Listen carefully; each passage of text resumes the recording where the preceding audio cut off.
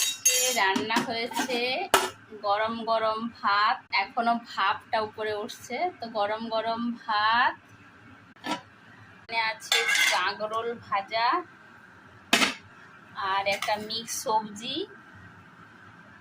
আর এটা হচ্ছে মাছ আর পোস্ত হয়েছে মাছ দিয়ে, আর এটা সর্ষে বাটা আর পোস্ত দিয়ে। পোস্তটাই বেশি দেওয়া হয়েছে, সর্ষে বাটাটা কম দেওয়া হয়েছে। এটা পোস্ত। তো এটা হচ্ছে লঙ্কাবিহীন, টিটুর জন্য তুলে রাখা হয়েছে।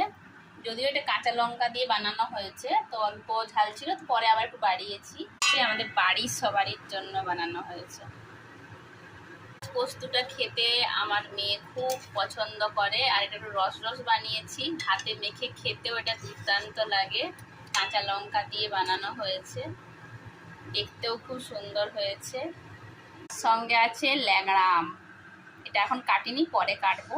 এই হচ্ছে আজকের মেনু।